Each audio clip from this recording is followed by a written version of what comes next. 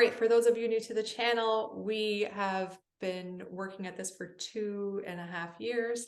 We interview people with special superpowers, and we have our own healing journey. And in today's episode, we're going to share one of our oldies but goodies. Okay, so here's today's Spiritual Superpowers replay. Enjoy.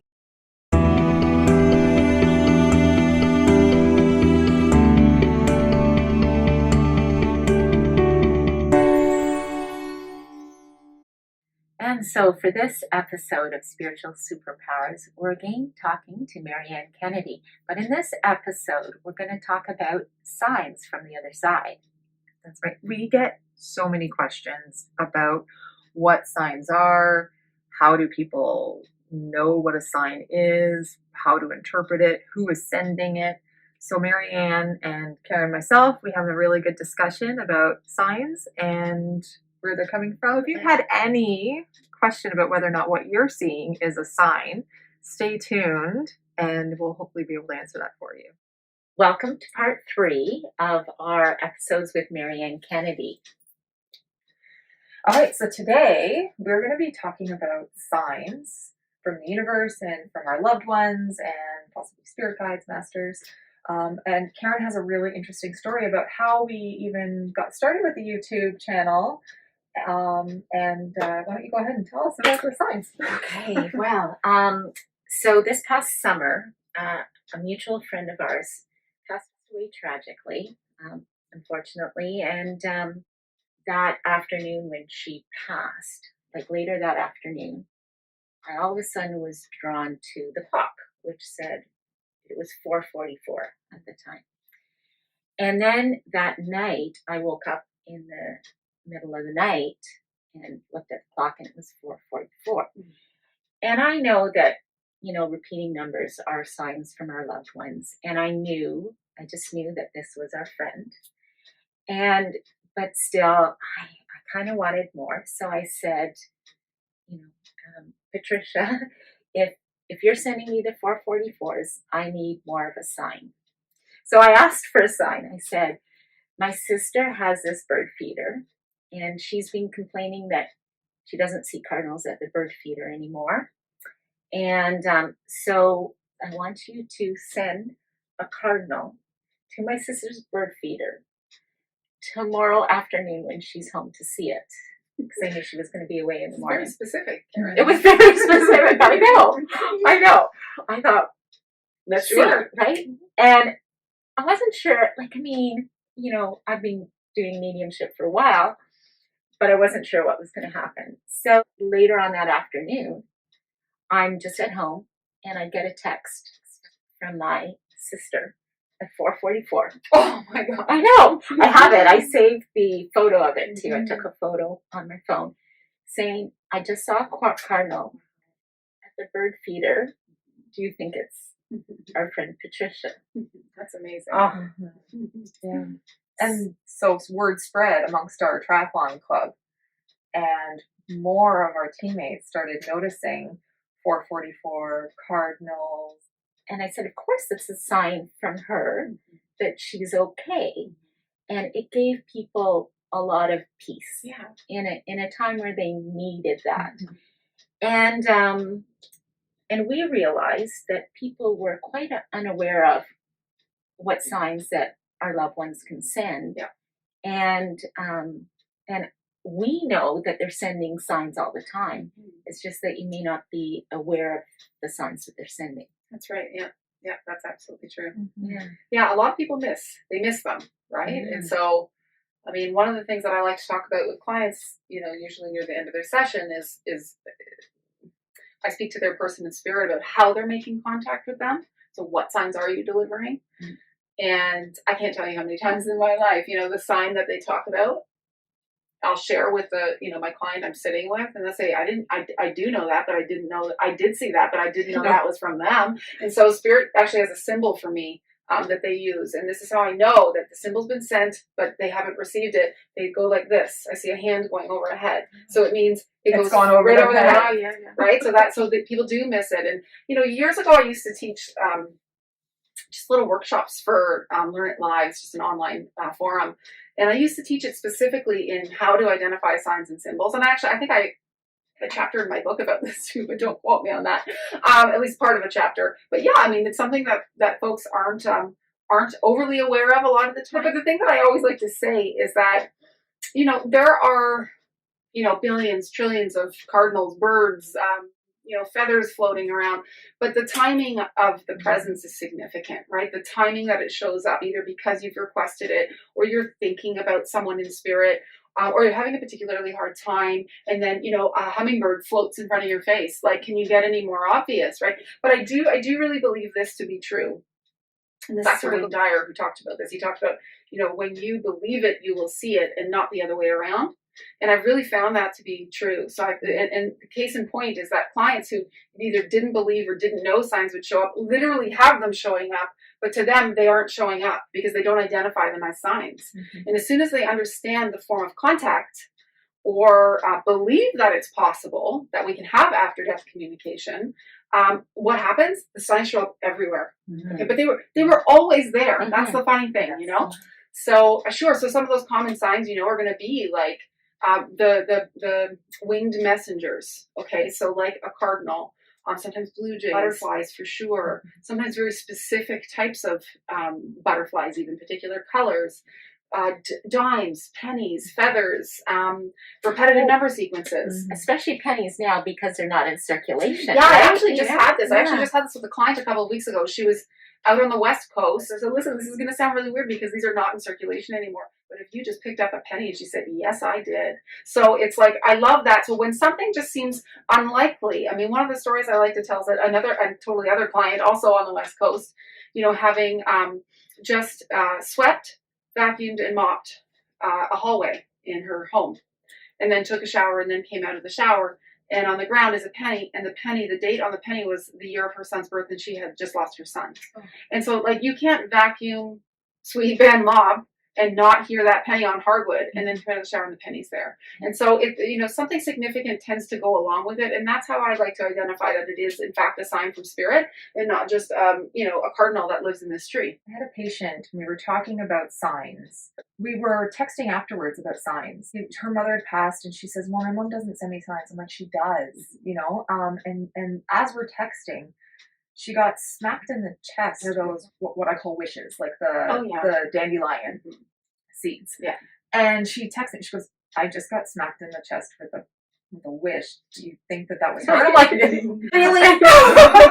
We're talking about her. And I said to her, I'm like, well, what's the harm in believing That's it? Right. Yeah. Because doesn't it make her, you know, and as soon as I said that, she said it brought tears to her eyes because yes, like, let's believe that it's our loved ones communicating with us.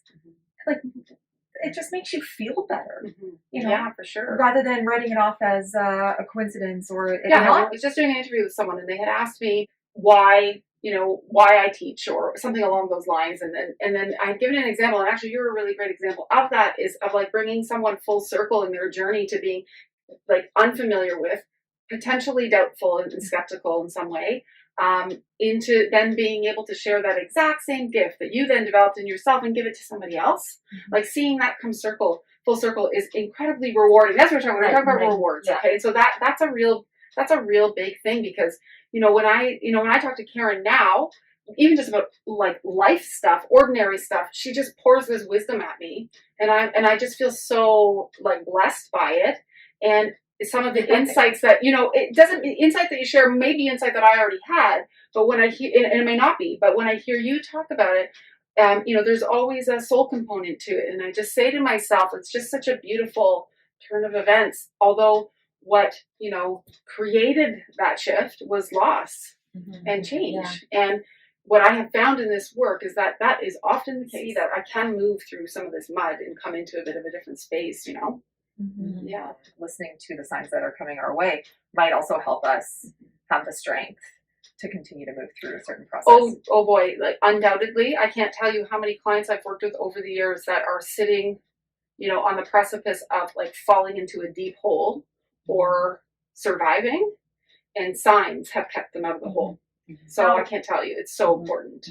Now, it's not necessarily just loved ones who crossed over that are sending us signs. It might also be spirit guides, angels, ascending masters, The universe. the universe. Mhm. There's a lot of different Yeah. ways that we're being communicated with. Yep. And how might we actually perceive those signs? So we might actually see something like we talked about, seeing a cardinal, or a live cardinal, or even maybe a picture of a cardinal. Are there other ways? Can we get that feeling, get a smell? Like, I think that there's lots of different ways that we can Yeah. receive those signs. Oh, for sure. There are so many. I would say that if you're already sensitive or psychically in tune in some way, then the inner compass is the one that speaks loudest, and that can be very, very subtle, even though it's loud, or it can be very obvious. So, when you get an inclination like this is, I can't explain why I'm drawn, I've got to draw, there's a current moving me there, I'm going there, or I'm saying no to it. So if you're sensitive, it's an inner compass thing. It really is. And then if you aren't so sensitive, sometimes and often it is like repetitive number sequences, right? Like 444, the angels, the blessings are with you, supporting you at this time. 1111, you're on the right trajectory, so stay positive in your thinking, because you are manifesting very quickly too. And if you focus on non-life affirming thoughts, then that's what you're going to manifest too. So I think repetitive number sequences are big ones that folks should look out for. And yes, all repetitive number sequences carry a different vibration, so they have a different meaning and a different message. So you should look them up. But the numbers themselves actually carry a very unique vibration, so each of them sort of mean a different thing. So those are good ones to look out for. The others are sort of signs that someone in spirit is with you. But the directional life things are usually inner compass experiences, or often these repetitive number sequences. Quite honestly, that's what they are.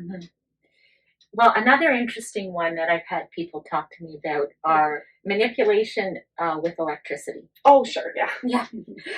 I have this one friend, and they have a foot massager. Her partner is an electrician, so Okay. they check Check everything out. And it doesn't matter which foot massager or which room in the house, it just goes on its own at certain times, and Okay. they know it's Yeah. grandma or whatever. Okay, yeah, So yeah. people often question, is that a sign? And yeah, they can do interesting things. Oh, definitely. And I have found too, like the phenomenon of manipulating electricity often occurs most significantly and most frequently during the first year after someone's transition. Oh. And so that doesn't mean it can't occur after that, but it happens most frequently during that time period. And the way I like to describe it, and the way I understand it from spirit, is that electricity is something fairly easy for energy to manipulate, because spirit is very real, but they are essence without form. But that essence is very real. It's energy. We have it too. We just still have the body too.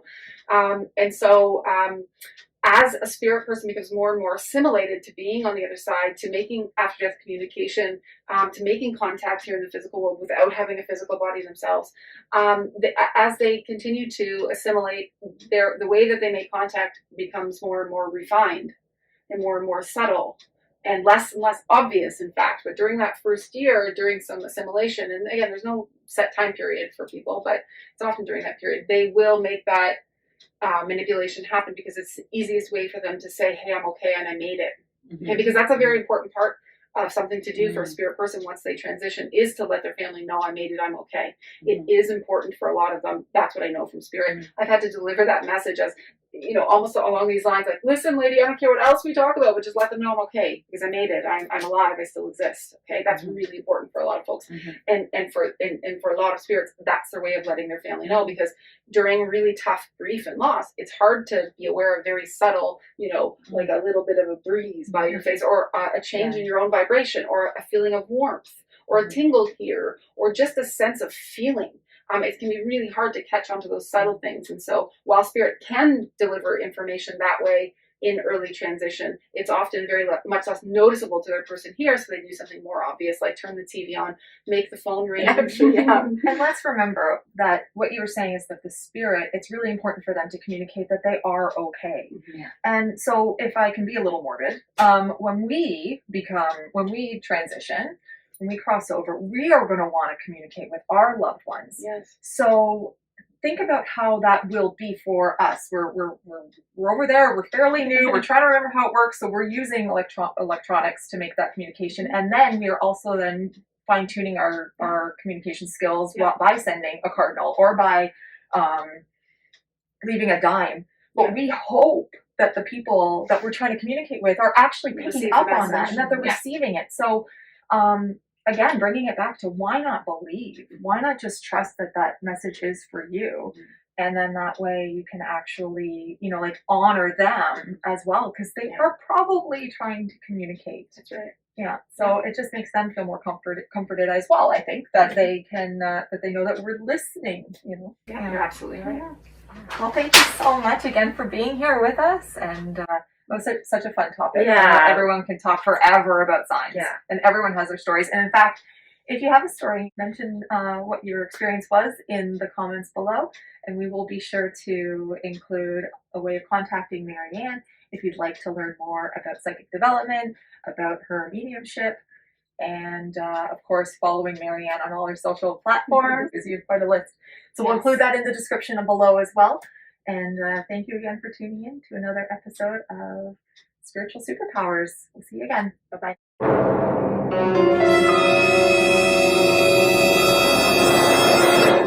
We need to hold for 1 second. We'll end this episode with, we just had paper fall behind us. Who's that aside from? Well, we were talking, you know who that is. Yeah. I know. That's right. Who are you just talking about? Perfect. That's right. Yes. Oh my goodness, the paper Okay. fell. See you guys. Okay. All right. Okay. Well,